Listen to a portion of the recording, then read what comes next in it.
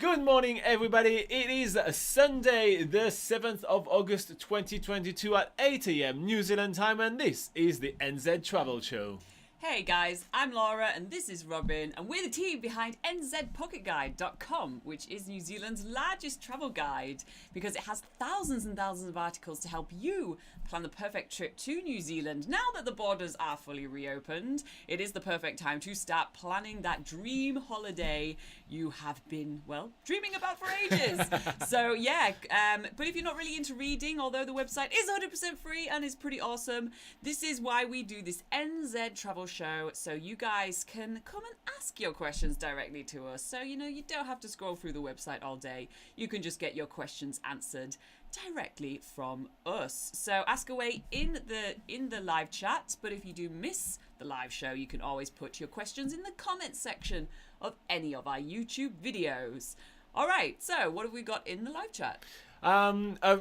Wait, first up, we just reached 30,000 subscribers literally like a couple of hours ago. We can get to that. What about we say thank you to everybody? Can we just start with like, guys, you guys are absolutely awesome. 30,000 subscribers, thanks, it's guys. pretty cool. Yeah, I can't wait to get 10,000 more, 20,000 more. It's going to be awesome. So yeah, we're really stoked that you guys actually are trusting us to plan your trip to New Zealand. It really humbles us. So yeah, so I wanted to say thank you for that. You guys are phenomenal, and a special thank you to all our Patreons. We welcomed 2 new Patreons this week, which is really awesome, so thank you so much for those that are able to support us and help us make this show free for everybody. All right, so on the live chat we have Adeni that says good evening and thanks for doing such a great job. Thank you very much, Adeni, and sorry for absolutely massacring your name. We also have Anthony Comstock that says he's classic Morena from Rodeo, California. What does Morena means, Laura? It means good morning in the Maori language. Now, Anthony and Lawrence having a bit of a chat in the live chat because on their Patreon, they both are our Patreons, and as part of a Patreon perk, you have access to a secret Facebook group where we kind of hang out with you guys, and we post like there's so many posts, honestly. Like literally in the last 2 days there was like 8. It's a lot. Anyway, and one of the posts was I was asking all the patrons to guess when we will reach 30,000 subscribers. Now, Anthony, you said that where you are right now it is the 7th, but it is not the question that I ask. I ask what's the New Zealand date that I ask. So that's why you were just one off. But yeah, so him and Clay were both winning. But yeah, we'll see that in the Patreon live session later on. Lawrence is here, speaking of Patreon, and she says kia ora, Laura and Robin and everyone, which is awesome.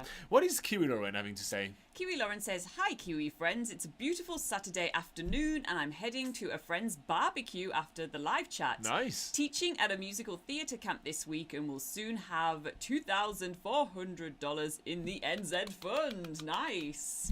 Nice cool. one. And I'm so jealous that you have barbecue weather. At the moment, we have a drizzly. It is really cold at the moment. Winter weather. Yeah. What is she saying after that? She says, congrats on the 30,000 subscribers. What a huge jump since I first stumbled across your channel. Yeah, we are very stoked about that. It has. How many subscribers did we have when you stumbled onto the channel? Yeah, I'm kind of curious about that. Okay, Anthony says, I meant to say August. Yeah, no stress. Lauren says, congratulations, guys. Yeah, thank you. Whoop, whoop. Thank you. What is Nathan having to say? Nathan says, Morena, Laura, and Robin, and everyone else, congrats on the 30k subscribers. Hey, how are you doing, Nathan? Yeah. It looks like it's gonna be a quiet live session. I have to be honest. Usually, like there's more people like early on and everything, and so it looks like it's gonna be a quiet one. So we'll be able to like hang out here. That's gonna be quite nice. What is Kiwi Lauren having to say after that? Kiwi Lauren says, aiming for about $10,000 in the travel fund. When I do NZ, I like to do everything. So I save it up and blow it in style like a freaking rock star. Yeah. Well, yeah, definitely New Zealand is a good place to blow it all like a freaking rock star. But yeah, there's certainly a lot of different like quite pricey activities it can as get well. quite expensive. Yeah, that's true. But yeah, it's definitely not a bad place to have some really crazy experiences. If you guys haven't seen, we do have on this channel we have 365 days of 365 activities in New Zealand. So yeah, you could basically see us going around New Zealand doing the same thing. Blowing it all. Kiwirowan says, I could be remembering incorrectly, but I thought it was around 3,000. Wow. Yeah. So that was like literally during New Zealand's biggest gap year, like during like 2016 or something like that. Wow, that is a while ago. I feel old now. Thank you. Thank you for that. Okay, so a couple of announcements that we're pretty happy with. Things that's gonna be quite fun for the channel going forward. So, first up, our current scheduling of remembering New Zealand's biggest gap year and all those kind of things. It's all going to be scrapped for an entire month. That's right. You're not going to see any of these kind of things for an entire month, and instead, I'm going to create an entire travel guide of New Zealand, videos by videos, just a lot of 5-minute video, very short. And yeah, it's gonna start this week, and the scheduling of like when it's gonna be released is gonna be a little bit all over the place, because as we shoot, I edit, I schedule, I shoot, I edit, I schedule. So it's gonna be as we do them, you're gonna see them popping up. So it may be like 8 in a day and then nothing for the rest of the week or something like that. But yeah, so we are gonna have a lot of content for you coming up this month. So the entire regular scheduling will come back in about a month or two away. But for now, we have a lot of other videos coming. So that's the first great piece of news. The second great piece of news, you have seen me complain so much about the search on the NZ Pocket Guide. Well, now it is fixed. The search work, the results don't look pretty just yet. The page doesn't look as pretty as I want it to be, but when you search for an article, you should be able to find it, which is just, what it should happen. But it took me 2 months, but it's finally fixed. Whoop, whoop. So just want to make sure that you guys know all of that. Finally, we also have the question of the day. So let's start with the question of the day. Question of the day. Ooh, question of the day. Wow. What do I hear? The question of the day. This is just, I have to stop singing, guys.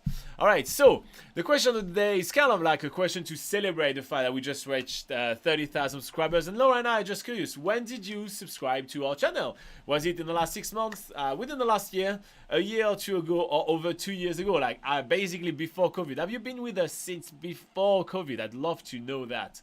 But yeah, so make sure to vote down there, and at the end of the live show, we'll go over that. All right, that's all the announcements, all the boring things. I mean, I don't think they're boring. I think it's pretty good. I think it's pretty epic. But yeah, let's go back to the live chat.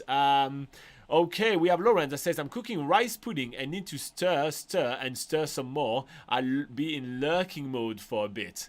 Rice pudding. What is rice pudding? It's really good. It's like sort of like milky rice. Well, it's like a sort of hot pudding. But is that sweet or savory? Yeah. I've talked to you about it before. You can like mix it with jam and stuff. It's quite nice, or maybe syrup or something. I may want to try that. It is a nightmare if you don't stir and it starts to like burn on the bottom of the pot. Getting that burnt rice off the bottom of the pot is an absolute nightmare. So well, keep stirring then. I feel for you, Lawrence. You have to keep stirring. Don't stop. It will be a nightmare if you do. Kiwi Lawrence says, okay, then I'm wrong. I feel like I started watching you guys maybe in the early 2020s. Must have been more than 3K subscribers.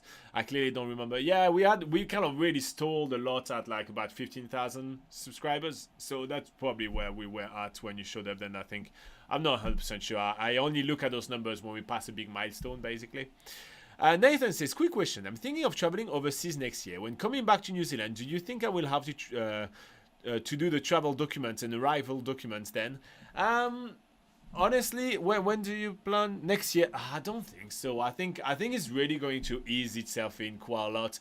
And already right now, like the traveling requirements to come back to New Zealand are not necessarily that big, right? It's just the traveler's declaration, which technically are information that you kind of had to give in a more passive way when coming to New Zealand anyway beforehand. So honestly, it's not too big of a deal. So that wouldn't stop me from traveling overseas, to be quite honest, and we'll go overseas again, probably even this year. So we'll be able to tell you actually. Don't forget to ask us next time we tell you we're going overseas and then we come back. Don't forget to ask us what paperwork we had to do to come back, and we'll keep you appraised of that. But hopefully, before the end of this year, we're going overseas again, which would be fantastic, and we'll announce that a bit later. But yeah, no, I don't think it should stop you from traveling to New Zealand. There is this inherent amount of paperwork that you have to do for international travel anyway. The traveler's declaration is basically making you do everything ahead of time and online. Yeah. So, At least yeah. it's online. It's easy Yeah. to do. So you shouldn't have any sort of issue with doing the paperwork Yeah. before coming back to New Zealand. So don't stress about it, Nathan. And like Robin says, maybe by that time next year, maybe it won't be around, but it might be still. But it's not a big deal, really. Yeah, no, Yeah. I think it'd be absolutely fine. Kilowen says, "Yay for Robin singing for the question of the day jingle again." Yeah, I haven't stopped. I mean, it's just it is a bad habit. It's like stopping to smoke, right? It's a bad habit. You've got to stop. Yes. Just it hurts me. It hurts me. It definitely hurts my reputation and everything. Oh, Like, yeah. it's as bad as smoking. It's pretty much as bad as smoking. Yeah. Definitely a good comparison there. Yes, for sure. All right, guys. So if you have any questions about traveling in New Zealand, go nuts. We're here for that. We're here to answer all your questions. It looks like it's going to be a very quiet live session, so we will have plenty of time to go over your question in depth. So make sure to pop them in the live chat right now. Yeah. What is Kiwi Lauren having to say? So she says, do New Zealand people love the warehouse as much as I do? I don't know why I'm legit excited to see what's in stock next time I'm over. I feel like it's kind of a Walmart here. Yeah. So first up, what's the warehouse? So the warehouse is kind of is the equivalent of like Kmart, a bit of like Target, but without all the groceries kind of food that you'd have in North America. It's basically a gigantic, large convenience store, and it's in all kind of like a fairness, department store. yeah, it's kind of like it's a lot of cheaply made junk in there. In all fairness, right? It's nothing that's gonna last you any Yeah. length of time. Whatever you buy there is gonna be wasted within less than a year. But yeah, If you need it's something everywhere in New fast Zealand. and cheap, and Yeah, it's everywhere in New yeah. Zealand. You'll have like this like shiny pillow or this from this shiny pillow to this coloring book and everything in between. It's what that is. So now, are Kiwi really excited about the warehouse? I mean, excited maybe for the prices because sometimes a lot of things are quite expensive in New Zealand. So being able to find like sort of everyday goods a little bit cheaper than everywhere else, I guess that's what people get excited about.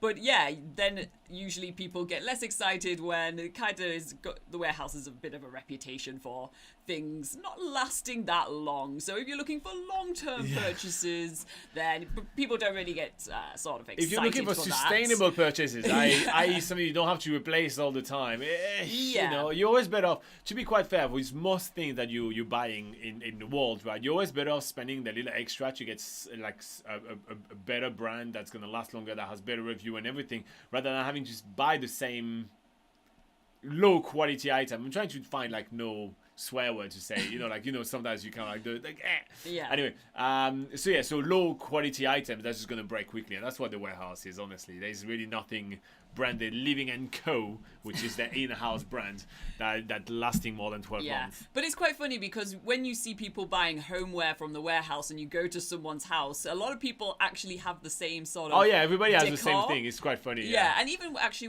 when we've gone to some of the South Pacific Islands and we've stayed in some Airbnbs there, you see that people have shipped out items from the warehouse because you recognize all the same, like, oh, there's that same like stool, or there's that same coffee table, like they all look the same from the warehouse. So that's quite funny as well. Sure, Yeah. people do buy them for like quick purchases, and it seems like they are around a few New Zealand homes. But if you do need only like a hot water bottle or a pair of blankets for the back of your camper van when traveling in New Zealand, that's the place to go. You know what I mean? You'll get all those things for like under $20 all together. Yeah. And that's basically the place to go. Interestingly, what people get a lot of get excited about in New Zealand that I've noticed a lot since being here are op shops. So that's like otherwise known as a second-hand store or an opportunities store is what op shop stands for. But yeah, in New Zealand, people really like to get their second-hand gear, which is quite cool. The second-hand gear prices sometimes are a little bit high. I'll be honest with you, sometimes you'll pay more for the same item at the op shop that would be brand new at the warehouse. Exactly. But the thing at the op shop already lasted 10 years and will last you another 10 years. Well, the thing at the warehouse is going to be dead in 10 minutes. So if you watched New Zealand's Biggest Gap Year, where we did our 365 days of 365 activities, you'll see that Robin was going into every op shop that he could find because he wanted to find some board games or something. But yeah, usually there's some quite interesting finds. So yeah, for sure. Yeah, op shops are a thing in New Zealand, so check them out while you're here. Okay, Nathan says, thanks for that. We'll keep up to date with everything leading up to the next year. Yeah, no worries. So we'll let you know, like when we go overseas, we'll tell you what's up. Okay, Anthony says, do you think 22,000 American dollars is enough when I come to New Zealand to see everything I want to see in 3 weeks? Yeah, honestly, this is a really good amount of money. And also, I know, like, since you're a patron and we did chat together, I know you're not coming to New Zealand anytime, like, really, really soon, when prices right now are very, very, very high. We were chatting in the Patreon Facebook group, actually, this morning with Fabio that was mentioning prices of flight. He booked his flight from Europe to New Zealand for 2,500 euros, which I think would be about 3,500 US dollars or something like that. I'm not 100% sure how it is. Maybe the parity is like even right now. I'm not sure. Anyway, so 2,500 euros, and his friends wanted to check the price of the same flight because they wanted to maybe come with them, and 3,500. So it went up by 1,000 euros the flight. Just literally within the span of the few months since he booked. So right now is obviously the worst time in the history of times to book travel when it comes down to prices. But $22,000 for 3 weeks is a very decent amount of money. I'm assuming that you're going to be traveling, with the car, and you're going to be staying in a hotel that's not going to be like the priciest of them all, and that should allow you to do quite a lot of amazing things.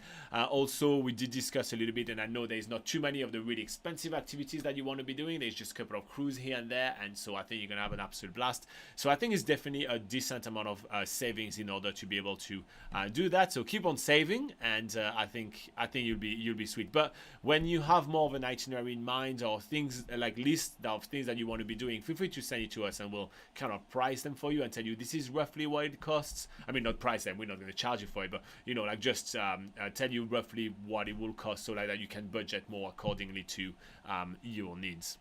Rafa Cat Ali is in the live chat right now, saying good morning all the way from beautiful Leeds, United Kingdom. Good morning. What is Ash having to say? Ash S says, Kia ora, Laura, Robin. Watching NZ Pocket Guide is my new favourite Saturday afternoon activity. Oh, that's nice. Are you one of the 30,000 subscribers that we did a bit of a video that we're to say here thank to you? celebrate. Did you guys watch that video, by the way, that I posted like a couple of hours ago? It was a bit of a rewind. That entertained me today. My itinerary includes driving from Christchurch to Franz Josef Glacier. Is it doable in half a day? That is a long drive. It's about 5 hours to do that drive, non-stop. Yeah. So, I mean, doable is like Yes. basically, the mild way of putting it. Everything is doable, to be It quite is fair. Everything is doable. doable, right? It is doable, but it would be a shame to do that road trip so quickly. Fast, I think like there's gonna, especially from Christchurch, you'll be taking the Arthur's Pass Road, and there's some really cool stops to do there. Like you can do some short walks to waterfalls and things. You can stop. Checking the length of kilometers just to have in kilometers. Yeah. Okay.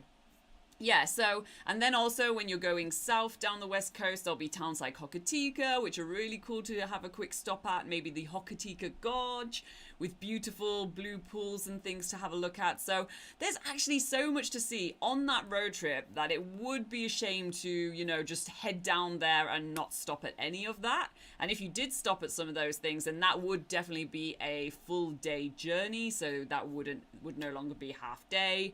So, I mean, yes, it's doable, but do we think that's the right thing to do? Not necessarily. So, if you can split that into 2 days, maybe stopping at Hokitika, or maybe stopping, there's even some accommodation on the Arthur's Pass Road, or maybe stopping somewhere on the west coast, like you could go up to Punakaiki so you can see the Pancake Rocks, for example. There's quite a few options for places to stop on that road to split it into 2 days. So I would encourage you to do that if you have the time, but if you don't and you're desperate to see the Franz Josef Glacier from Christchurch, then as long as you're staying in Franz Josef by the end of the day.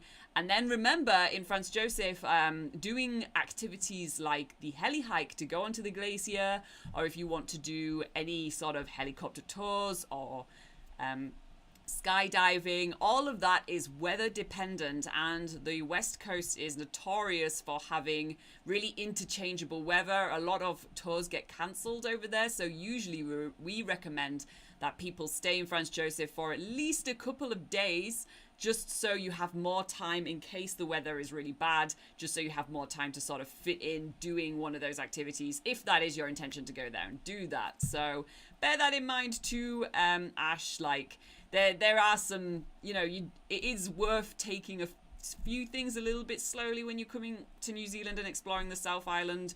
Otherwise, you do tire yourself out a lot and you do end up missing a lot. So, let us know how long you're in New Zealand for. If you're trying to fit in both islands, maybe it would be better to just stay in the South Island to fit in more time. So, just a few things, extra tips for you. Have you got? I'm struggling with this.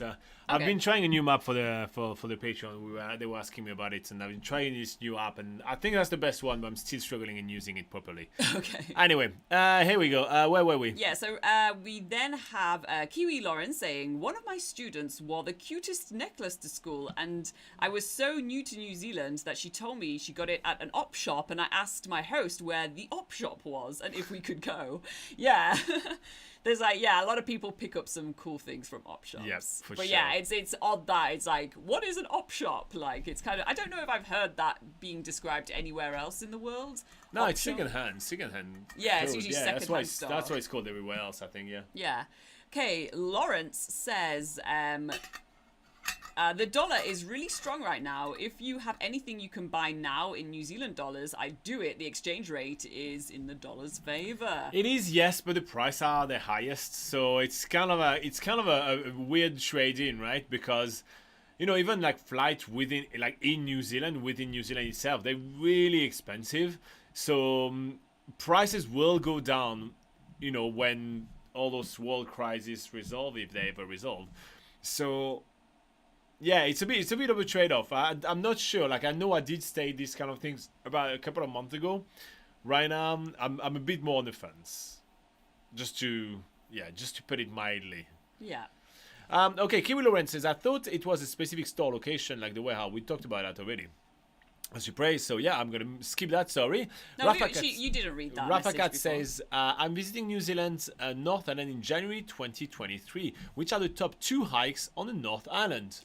Definitely say one of them has to be the Tongariro crossing. You absolutely have to do I'm this sure one, you've heard of it. It is very much highly talked about, but it is for good reason. It is a full day hike. You do have to sort of arrange transport from one side of the hike to the other, etc. Back to your accommodation is usually the easiest way to go about it.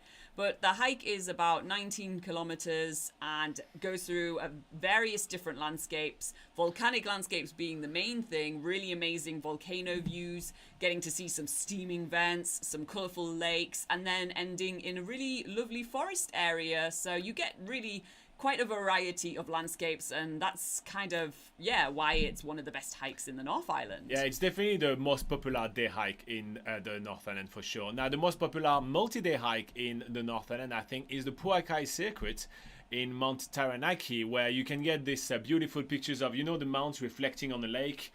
So when you go through the Puakai town, so basically it kind of goes around around and in and out the Mount Egmont National Park, which is Mount Taranaki, and so that's another really big highlight, and that would be a multi-day hike, this one, so you would have to plan accordingly for that trip. Yeah, so if you want to check out on nzpocketguide.com, we do have, I think it's 50 Wait, I can do it now yeah, very easily. okay. Robin's going to bring up nzpocketguide.com because there are a lot of hikes, like obviously ranging from things from, is a hike classed as 10 minutes? Ranging from 10 minutes to multi-days. So, yeah, like there's walks suiting all various types of fitness levels. So, yeah, on the website at nzpocketguide.com, we have an article entitled The 50 Best Hikes on the North Island. So if you want to just have a good scroll through all the various different hikes there, then you'll surely find some inspiration on something that is going to be close to where you're going on your itinerary. There really is a lot to choose from on both islands, both the North Island and South Island, and the hiking trails are very well marked, very well signposted, usually have nice gravel sort of trail to follow, so it's not like you have to follow any maps or anything to do the hikes in New Zealand. They're very easy to do. So yeah, take a look at our 50 best hikes on the North Island, and you are sure... No. On New Zealand, sorry. It's 50 best hike in New Zealand and 20 best hike on the North Island. Okay, but, well, there here you go, mate. Sorry, got the numbers wrong I just there. gave you this one, yeah. But I'll show you on screen where to find it, and you can see that under activities and hiking and North Island, we have a lot of information there for you. And as a quick follow-up question, Alberto is saying, is that the volcanic loop that you were mentioning, the Tongariro crossing? It's not the volcanic loop, is it? No, well, the Tongariro crossing is part of the Tongariro circuit, which is one of the great walks of New Zealand, but the Tongariro crossing is just a day portion of that hike. You don't necessarily have to do the Tongariro circuit, but indeed that is usually about 3-day hike around the volcano. I think it's just much better to just do the crossing. You don't need to do the 3 days one. Yeah. So yeah, that's it's called the Tongariro circuit, and it's actually close to a road trip actually called the scenic highway called the Volcanic Loop Scenic Highway, so maybe that's where you're getting the name from. Yeah. And that highway is also going around those mountains. So if you don't even want to hike and you just want to pray for good weather and take a road trip around the volcanoes, then you can see the volcanoes from the road. So that's all right, cool. Going back up on the live chat again. So Clay says hi, he's on board. How are you doing, Clay? How did you enjoy your gig last night, which sounded like... Did you even see anyone, or did you just stay in that garage for the whole time by yourself? And then Nathan is saying, I definitely watched that video a couple of hours ago. Nice, I'm happy that some people watched it. What is Todd saying? Todd is saying, if you were to guess the percentage chance, total guess is fine, what chance in February will the Heli Glacier tour be cancelled for weather issues? It's a 30% chance in February. It's better weather, so it's 1 out of 3 will get cancelled. I'd say 33% chance. So, you know, but the good thing is, I mean, one of the things you need to know about the glaciers, right, is that one, if it get cancelled, it literally can be rescheduled a couple of hours later. Yeah. The weather changes that fast on the west coast of New Zealand. 2, if it gets cancelled in French Joseph Glacier, you can go all the way to Fox Glacier, which is really not long of a drive. I don't know why I said all the way. And there you'll be able to probably do it because the weather is vastly different there. And 3, if all hope is lost, when you keep on traveling around New Zealand, you can always count on the Tasman Glacier, which has much more clement weather. It is in the Mount Cook area. It is New Zealand's longest glacier and have fantastic heli hiking options there. So no matter what, you won't miss the glacier with all 3 of those options. But yeah, the weather is extremely changeable, and heli hike are notorious for being probably the most weather-dependent activity in the country. So yeah, just be prepared. Obviously, 33% chance is just a guess, right? I don't have a crystal ball, and you may arrive and have a perfect week and everything goes well, or have a terrible week and it's all cancelled forever. Who knows? But yeah. It's hard to bet on the weather, Todd. But yeah, at least I gave you 3 alternative tips. Yeah. Kiwi Lauren. Kiwi Lauren says, we would call it a thrift store probably. Second-hand store would make sense too. I never heard of op shop before that moment. Yeah, pretty much the same story for us as well. Anthony says, already got 2,000 in New Zealand dollars as well as 22,000 I've got in the bank. Nice, Whoa. nice. Oh yeah, and you went to change the money. That's a good call. Yeah. Yeah. For example, changing money now is a good call to do, right? Because the the exchange rate is really good. So if you were to change your cash, now that's a good idea. I would, buying all the activities and everything, I'm not 100% sure because price may fluctuate. Yeah. But changing cash, Like exchanging it's a good currency. idea. Yeah. Yeah. Christina, another one of our Patreons, is on board. What is she saying? She says, Morena, sorry I'm late. Hot and humid today. How is the weather there? Can you send us some jumpers and warm stuff? No, it is fine actually today, but it has been really cold in the last couple of days. It's been quite chilly, and now it's replaced with going back to rainy again because we've had some nice sunny days. Now the rain's come back in classic New Zealand winter style, where it's on and off. It's like it can have some beautiful sunny days, but cold. Then you have some warmer days, but a little bit rainy. Yeah. So at the moment, we're on the rainy stage, but that could change by midweek. And so yeah, when we talk cold, where we are in central Northern, we were about -1, -2 degrees Celsius. Ash says we'll be staying for the night near Okarito. Oh, nice. That's a nice lagoon to stay by. Yeah. I was just not able to judge the driving time over the mountains. Google Maps says 5.5 hours, but I guess I'll have to add 1 or 2 hours to it. Yeah, I mean, if doing this whole drive, honestly, I will do it as a full day activity. Genuinely, that's what I would do. Try to not rush there in half a day for sure. Yeah, like start as early as you can in the morning. And drive with the conditions as well. Yeah. And can I get that damn map to work now? What? It just drives me nuts when I don't, like when you have something and you're like, it needs to work. I need to make it work. It was working not that long ago and I downloaded all the maps and stuff and I don't know what I did wrong. Yeah. All right, so we have Alberto saying, we are planning New Zealand after Australia for 3 weeks or about 25 days. How would you divide the days between north and south, and which of your itineraries would you recommend?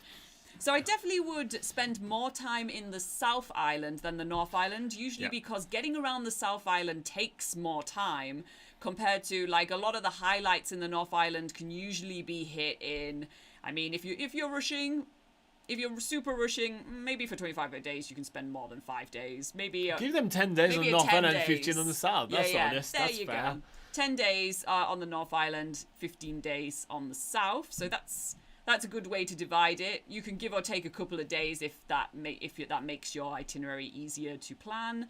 And which of our itineraries would we recommend? We do have so our itineraries on nzpocketguide.com. They're split into 7 days, both North Island, South Island. 2 weeks, both North Island, like split between North Island, South Island, or an option to do those. Oh, there we've got 3 weeks itineraries, and we split, and we have both the North Island and the South Island included. So definitely go for your 3 weeks option for 25 days. So that I think the 3 weeks options is 21 days, but add some extra days in places you're really interested in staying in longer. And yeah. And one thing I would say about the itinerary right here is then I will go for like your feel. We have luxury, we have backpacking, honeymoon romance, family, foodie. So you pick the one that you kind of feel the most. And in there is a lot of variety of activities, right? Because we call it like the foodie, that doesn't mean we don't tell you that there is whitewater rafting and there is hiking and there is all those kind of things to do, right? We don't kind of skip all of those. We just put more of an emphasis on like foodie related activities. So pick the feel that you want, and going with the 21 days I think is the best option for you because it will allow you to actually give yourself more time in places. So it's always easier to start with a shorter itinerary and then add longer stays in some places rather than going for a longer time frame itinerary and try to rush through everything, right? One of the mistakes that a lot of people do when planning their itinerary is that they try to do too much within the amount of time that they have allotted. So yeah, just that would be kind of like the way I would personally approach it if I were you. Now, keep in mind, Here you go, we're back. Now, if you do want some help in planning your itinerary, you're more than welcome to start working on your itinerary and then join us on Patreon. And we add notes to itineraries and all this kind of thing. It's a lot of fun, and it's it's, I always say all the time, it's like $5 a month. You just join us for a month. Basically you spend $5 to support us, and we add a lot of notes to your itinerary with our tips and everything, and you get access to like the extra live session and all these kind of things, so you get plenty of extra little perks and bonuses. There is a link in the description below, so if you want to check it out, you'll see that there is plenty to gain in joining us there. But yeah, otherwise, if you don't want to spend any money, seriously, there is a lot of information on those itineraries, and you can literally just take them for gold, like just print them and go nuts. What is Clay saying? Clay says, how is the 3-day one? So referring to the Tongariro circuit. Yep. Anything you see that you don't see on the crossing from the top, maybe that means from the top. Yeah. And yes, they all came towards the end. Guess they needed quite a lot of Dutch courage. Yeah. All right. Okay. So how's the 3-day walk in the Tongariro crossing, in the Tongariro National Park? Yeah. Does it really provide so much more that it's worth spending 3 times the time than the crossing itself? As you can see by the phrasing of my question, I have a strong answer to that. Okay, so the one cool thing on that walk that you don't see on the Tongariro crossing is the Tama Lakes walk, but you can do that as a day walk separately. So that's actually what we tend to do, because actually all the hiking in between is mostly in sort of like it's kind of like empty sort of grasslands and things. It's not like green grasslands. It's usually like sort of shrublands. That's a more way to describe it. It's like shrublands you're going through, which is quite barren. They kind of describe it as like a desert, that area, because it's kind of, there's not really too much to see other than like you get your volcano views, which is really awesome, but just the bits in between, it's more connecting you through sort of more like alpine-ish sort of shrublands, which isn't as amazing as the Tongariro crossing section. But yeah, the other section that the Tongariro crossing misses, which is quite cool, is the Tama Lakes hike. And this is basically some lake views, different lakes than what you see on the Tongariro crossing, and then you get really awesome views of Mount Nauahui in the background. The views sort of rival that of the Tongariro crossing, but at the end of the day, you are still getting this pretty much the same type of views on the Tongariro crossing, so really you're not missing out too much by just doing the 1-day hike compared to the 3-day hike. And if you did want to see that other highlight of the Tongariro circuit, which is the Tama Lakes walk, well, you can do that from Whakapapa village. As a day hike, it will take you as a return hike, about 6 hours. So it is like basically like doing the Tongariro crossing again, but from the other side and seeing a different view of the mountains. So is it worth 2 extra days on your itinerary? In my personal opinion, no, it's not, right? If you have a limited amount of time, if you're taking gap year in New Zealand and you're working in the area or something like that, yeah, by all means, do it. But otherwise, genuinely, the Tongariro crossing will provide you with the best experience that you can have. And that's probably why the Tongariro crossing is such a popular hike in the country. All right. Christina says, planning on getting a SIM card for my phone, and I was wondering, how do you dial numbers for hotel and such? Do we need to dial the 64, which is the area code for New Zealand, or just what seems to be the area code for the number? So if you do have a New Zealand number, no, you start like if the number start with 09, you don't do +649 blah blah blah, you just do 09. But that made me think, Christina, you know what I'm gonna work on, and I think that'd be a really cool idea. Everybody seems stressed about getting their SIM cards and everything like that in New Zealand and everything. You know what we'll do? For our Patreons, we'll go to the supermarket and we'll buy you the SIM cards and we'll mail it to you back in Canada and everything. You guys just pay, you guys just PayPal us like the exact amount of money that it costs us, and we'll just mail them to you so you have them already and you don't have to scramble around the airport to try to find which network you want and everything. You tell us which network you want, and then next time we go to the supermarket, we buy the SIM cards for you. It'll be simple, easy, and we won't even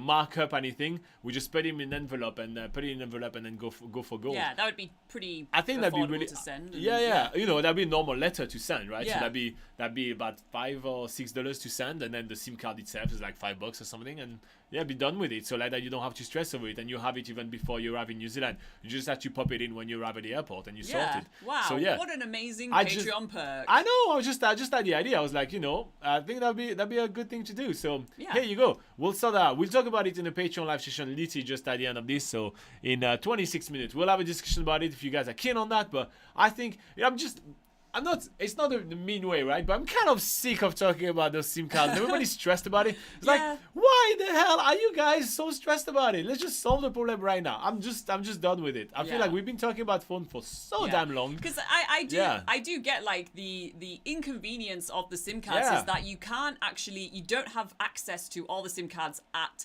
the Auckland airport. You have to actually go to a supermarket, and then that's extra stuff you might not really want to do straight away when you arrive in New Zealand. So yeah, I do get that it is inconvenient, but yeah, we can make that less inconvenient. Yeah, so yeah, we'll talk about. I'll write it down so I don't forget. But we'll talk about logistics, literally there. But like. You guys know how to use PayPal. We'll sort it out. What about that? Yeah. I know everybody's on Venmo nowadays, but I'm old school, guys. I do emails. I sometimes do the Facebook, and I put a "the" on the Facebook, and I do the PayPal, and that's basically as far as I go with this kind of nonsense. Fabio took it took I don't know how many years for him to get me on Patreon. So here you go. Anyway, so yeah, I think we'll just solve that. I feel like we've been talking about phone for like so long. Anyway, what is Todd having to say? Todd said, "You both rock. Thanks for the detailed answer. Nice to have backup plans. You're very welcome, Todd." Yeah, we got much more of those kind of tips on the website, of course. And yeah, if you want us to have a look at your itinerary, hell, just join us on Patreon. As I say, it's $5. It doesn't really matter. It's not too much. But yeah, we're happy to add like a lot of tips like that to your itinerary as well, Todd. Plus you get an hour of this extra nonsense. I mean, who wouldn't want that? I mean, come on. Who wouldn't? Clay is having some emoji times saying tongue and cheek. Yeah, he's talking about the 3 days. You boring him with these 3 days. He's right. The crossing itself is much better.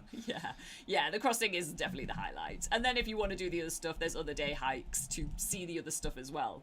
MD has an interesting question. Says, "Morning, you two. Places to avoid because of crime/drugs or tourist traps." And then he says etiquette for tourists. We actually have a video at a place to avoid in New Zealand already, I think, on the channel. But let's talk mostly, so like crime, drugs, and blah, blah. But tourist traps is more of an interesting one, I think. So which one do you want to get started on tourist traps? Do you want me to get started? I feel like you have something in mind. I have a lot in mind. Okay. So first up, I will not spend a lot of time in Queenstown. Queenstown is completely overpriced.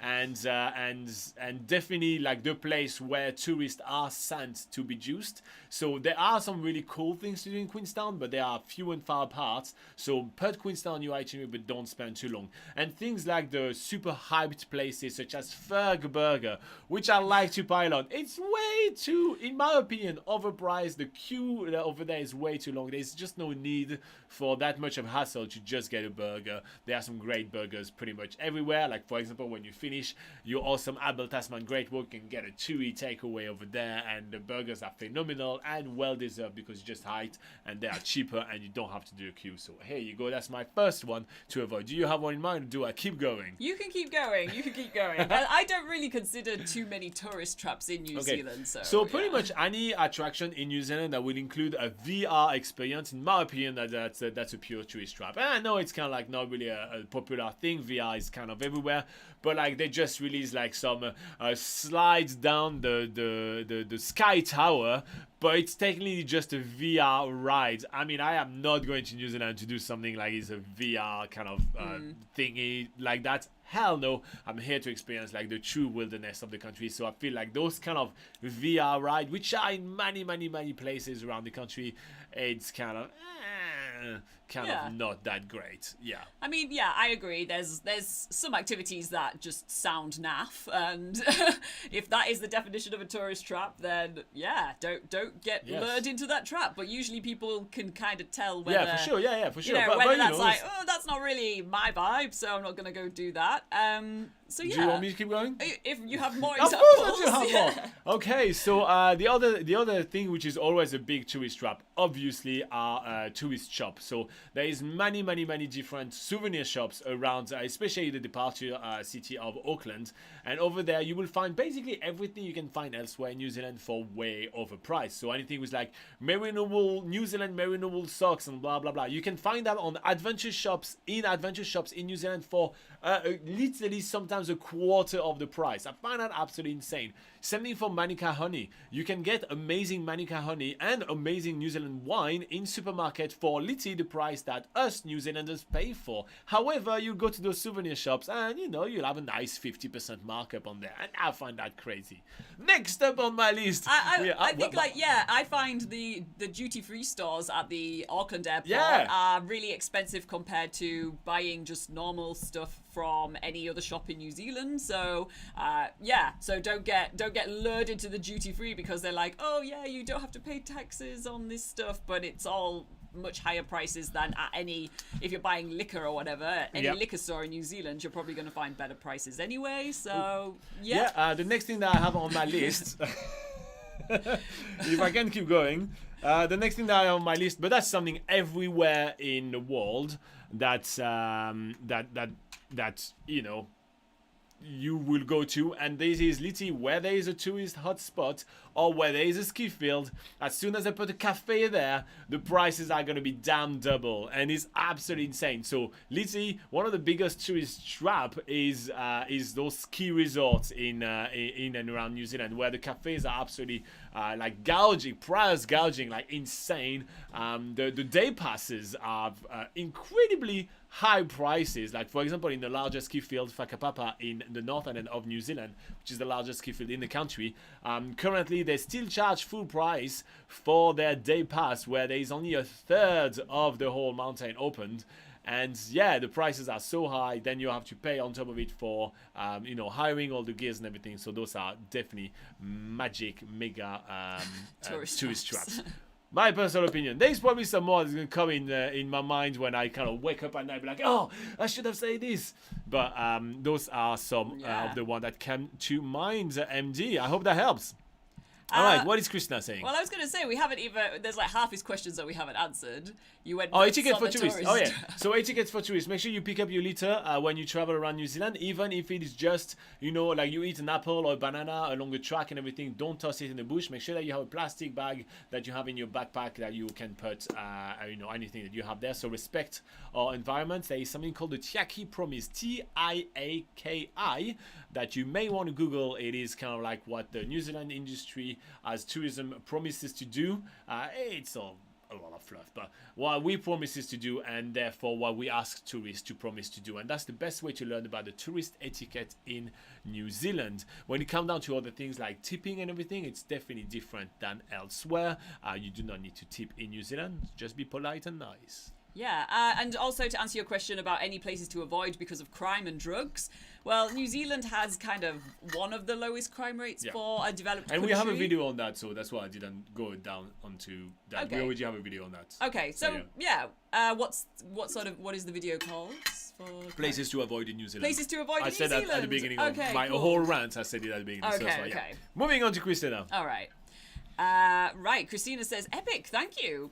Awesome. Okay. And then Lawrence says, that would be awesome. Thank you for the generous offer. I think people would make sure that they have a way to communicate and look up where they are. The anxiety of getting lost.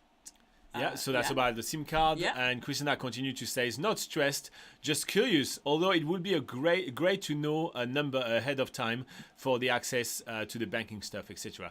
I understand. I wasn't saying in a mean way that, like everybody's asking me about the SIM card and everything. I'm just like, if it stresses you guys that much, let's just solve the problem. It annoys me right here. It's kind of like, we just had Oriel come and was kind of like asking a lot of questions. Exactly. Like, where can I get a SIM card as soon as I arrive in New Zealand? I know. I should have done that for him as well. Where's the closest place to the airport? Like, we definitely see that it's a little bit annoying to have to find a SIM card. Yeah. Yeah, so let's just solve the problem. Solve it.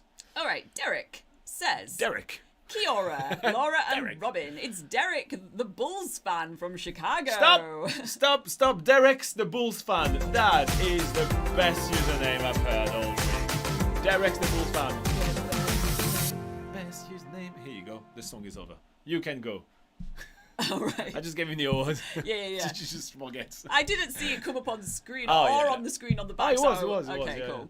Awesome. Right. So Derek, the Bulls fan from Chicago, says, I'm here. My wife and I are in Auckland right now. Oh, nice. Thanks so much for your website and YouTube. It's been very helpful. Oh, that's awesome. You're So how long are welcome. you spending in New Zealand? What are you planning on doing? Derek, we want to know more. We always like to know, like, it's kind of like we help you guys a lot during your trip, and then you do your trip and then we never hear from people again, but we have some people that come regularly, so we always like to do that. That's something I really like. Kat, one of our Patreon, she posted like 80 photos of her trip on the secret Facebook group, and then I literally used that, and for one of the Patreon live sessions, we literally just went through all her photo and just kind of like chat about it and stuff, and it's just really cool. You kind of get the payoff of all that planning, right? Yeah. It's just so fun. So yeah, tell us a little bit about your trip, Derek. We want to know. Yeah, and there's only been a few limited people that we've heard from since COVID that Yeah. have managed to come to New Zealand and, actually get started with their trip. People are only just starting to come back, so yeah, we're keen to hear more. Sure.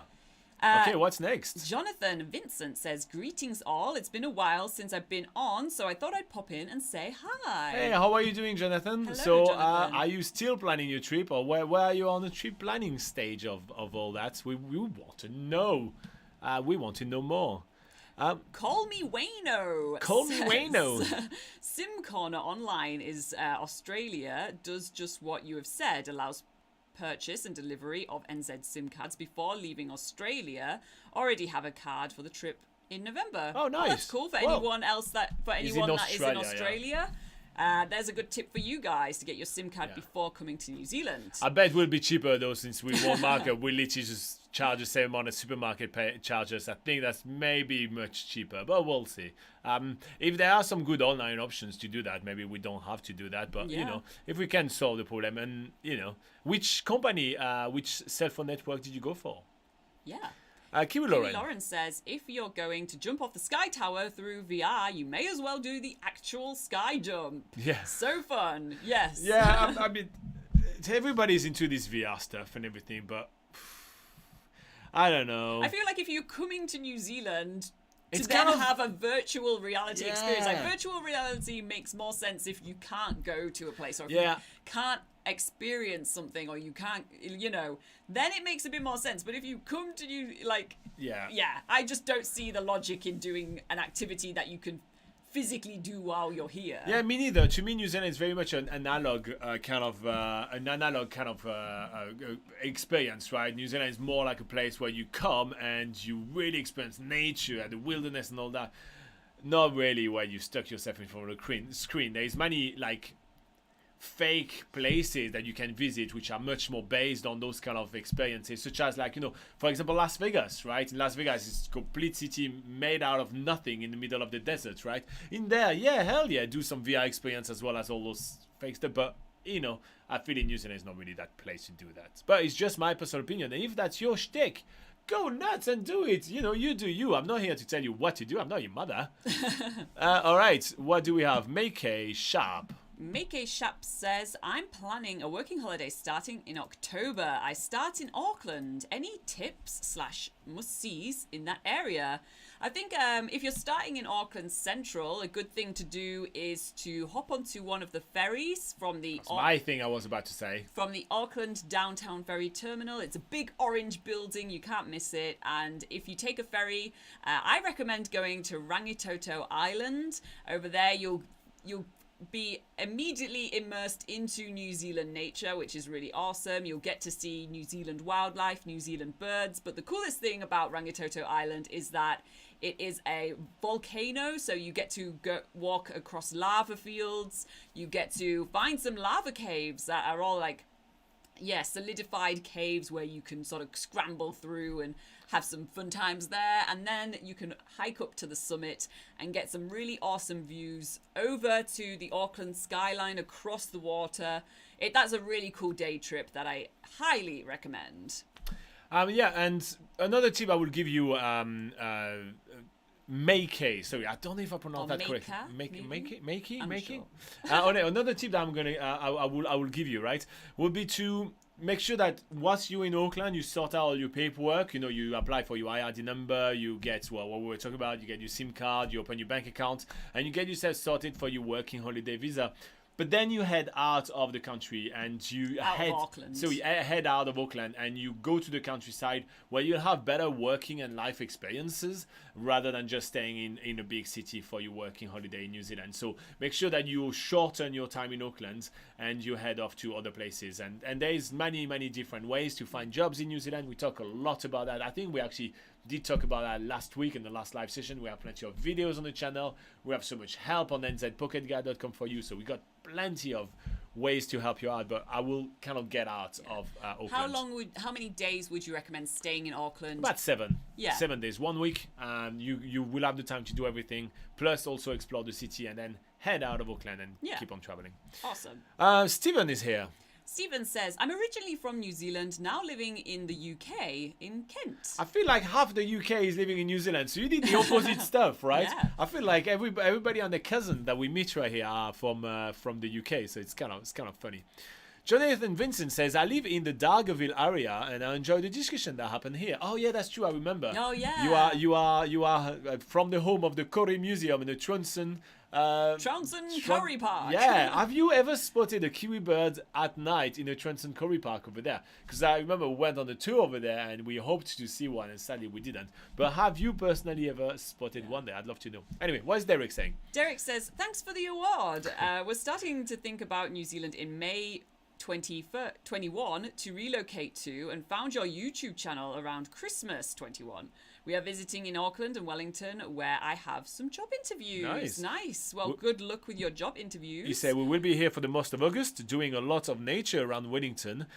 We did a day trip in the North Shore of Auckland yesterday and we went with Spark for Sim and it's been great. Nice. Make sure to head to Rangitoto Island if you can. The one I was talking about is definitely our favorite. Or Tiri Matangi Islands. Those are two really big highlights in Auckland. And yeah, Spark is the widest kind of network and coverage.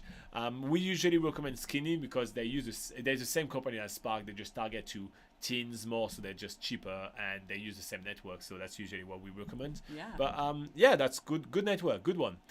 Call me Wayo. What is he saying? Says, went Vodafone. Admittedly, SimCorner don't have every possible available card, but those targeted at travellers. Yeah, so that's kind of often what the issue is, right? What's available at airports and in those kind of websites are just these bundles that is just targeted to travellers, which is vastly usually overpriced. And that's kind of like, that's definitely not the best thing. Like this $49 kind of bundle and everything is like, you can do it with 16 with another operator and have the exact same thing, right? You don't need that much, and also you don't need that time frame and everything, so you can have the flexibility in that. But yeah, no, I do agree. They're really handy, and that's literally why most people go for it, right? Because they're so handy. It's kind of like, oh, I've got that, I'm sorted for my whole trip, and it doesn't matter too much to me, right? That sometimes happens when we travel a lot to the South Pacific Islands, and we go with bundle A, which we always have to end up having bundle B, C, D, and E with that as well. But it seems like an easy option. So that's the error that we sometimes do, every time do. God damn it! And Derek is saying, thanks for the tip. You're very welcome. Guys, remember to vote for the question of the day in the live chat. We are going to be wrapping up the question of the day in less than 5 minutes, so go nuts. What's Walter having to say? Walter says, hi Robin and Laura. I'm looking to arrive in Auckland in October from Canada. Do you have a sense of COVID restrictions will continue to ease even more by then? Well, until we get the monkeypox travel restrictions, but honestly, New Zealand has been kind of following suit with what Australia has been doing. So we have a kind of a joke that we say here in New Zealand, and we say New Zealand is about 90 days behind Australia all the time, and so that's what we've been doing for COVID, right? So as Australia is like getting rid of some more of the restrictions, New Zealand is doing the same thing as well. So my gut feeling, and obviously literally I'm just going to talk about a gut feeling of one talking head on the internet, so you should absolutely do not take that as a fact or anything like that, right? It's just the gut feeling of that stupid talking head, right? My gut feeling is that most of the restrictions will be lifted before the summer season starts, as the New Zealand tourism recovery is definitely much slower than what they were planning. Right now as we are kind of like reopening the country, right? So I think that it will kind of slowly ease. And right now the restrictions are actually really low, right? You just have to do the traveler's declaration form, which is fine. You have to be vaccinated, which I think this is still going to be the case, and that will remain the case for a long time. And then you get a welcome pack when you arrive at the airport with three rat tests that you have to do on day 0 and day 5, and then report the results. And so that's probably going to be the part of it that's going to be waived before you arrive. The traveler's declaration form, it may kind of, I don't know if it's going to disappear, or if it's not just going to be like just part of like how you travel now. You just have a bit of paperwork to do ahead of time. It's really not that big of a deal, and being vaccinated, I think, is going to stay for quite a while. Yeah. But the rest, yeah, I think before summer it's gonna be leaving. But again, Walter, just the gut feeling of an idiot on the internet. Please, this is not a fact. This is just our gut feeling. Making it clear. Yeah. A lot of people are spreading like their opinion as their fact on the internet. It drives me nuts. So yeah, that's not what we do here. We are about, making sure that we prefer fact. We prefer fact, but when it's not, we're branding it as it's not fact. Yeah. Okay. Baby Burns. Yeah. Baby Burns says, "Sup guys? Sup, Baby Burns." Choose one to travel New Zealand: July, August, September, October, and why? I would travel in New Zealand in September because it is the end of the winter season and not the busy summer season just yet. So you have much less crowds around there. So you basically get the whole country to yourself. This will be why I pick September. Would you agree or pick something else? I would choose October because that is when things start to, for the same reason as Robin, it's still quite a quiet time, but that's when some things start to open up again. If you, for instance, want to do the Tongariro crossing, that starts opening up towards the end of October. Yeah. Just a few more activities become available that may have been closed in summer. Nice. Okay, Anthony Comstock says he's classic. You don't even have to read. Stay safe, but I'm here until the end. Exactly. Why would you even read that? Do you know it by heart now? I know. Okay. She says it in her sleep sometimes when she has a nightmare. Stay safe. Stay safe. I'm here until the end. What is Christina having to say? Christina says, Hubby wants to know if you recommend a GoPro or just use a camera and phone for videos. We have a Panasonic mirrorless DSLR. Well, I've been playing around with the GoPro Hero 10 lately, which is the one that we got, and I've been recording a lot of videos for the channel with it. It is convenient, but honestly, if you have a nice mirrorless and you have phones which are decent, why would you bother? Honestly, just go with that. A mirrorless DSLR camera is definitely gonna always have much higher quality photos than what the GoPro will have. We seldom use GoPro photos on the website, right? Videos. Oh yeah. Yeah. Okay, for videos. Yeah, for videos we use mostly GoPro just because it's really convenient rather than setting up the DSLR. But when it comes to photos, we mostly use the DSLR. So we use them for both different needs. So if you can find one really cheap, yes, and you don't need the latest one. Honestly, I long for the 8 or the 7, which were much better in my personal opinion as a user-friendly kind of interface. I guess the main thing about GoPro is like if you are wanting to be able to take a camera on those sort of more action activities, then that's going to be 10 times better than your phone or your DSLR. It will probably be the only camera you may be allowed to take on some tours. So if you really want to be able to film those experiences, then usually GoPro's best to take on more action active tours than other types of cameras. Nice. Before we keep reading, everybody, I realized I didn't do the stuff I wanted to do for Patreon. Hey guys, if you want to join us on Patreon, that'd be really awesome. But today, I want to take a second for this Patreon section of the live session to welcome our 2 new members this week. And I almost forgot, and I feel really ashamed of myself.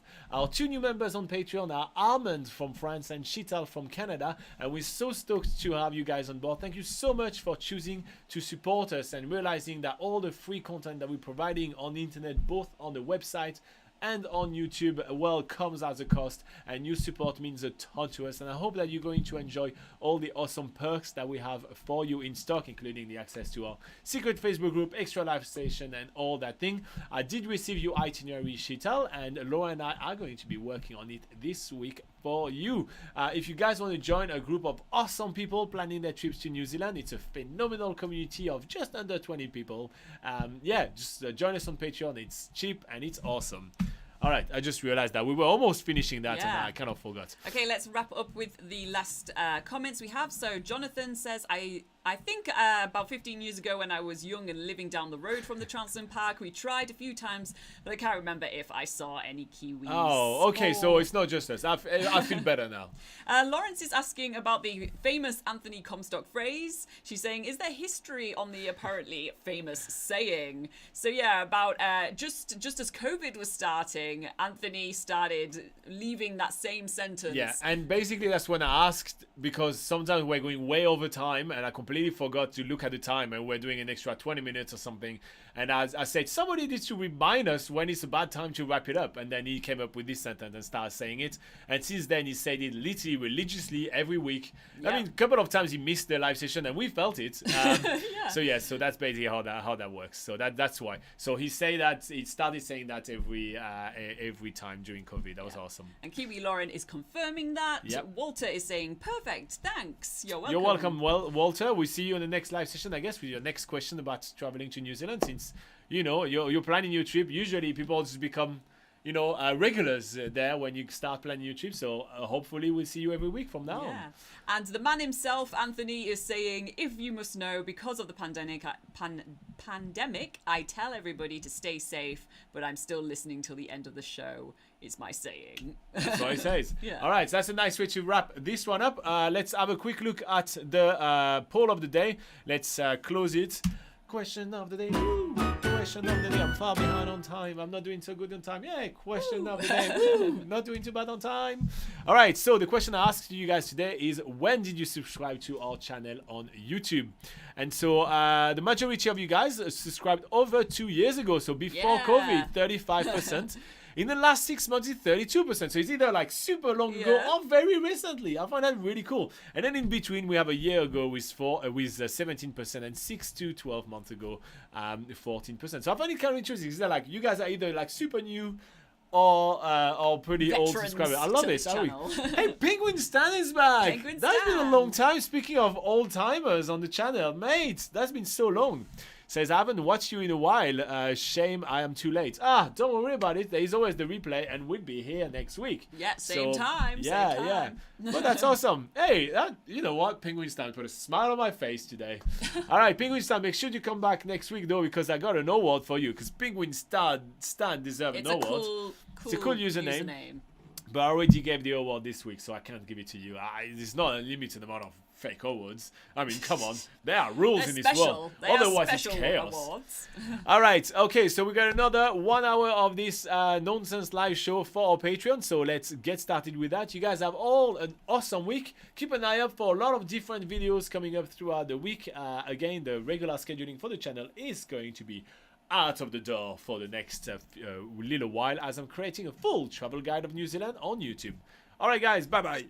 Bye-bye. Oh, question for Laura. What's the best thing you want to have 30,000 of? Subscribers! Oh, that was an easy one.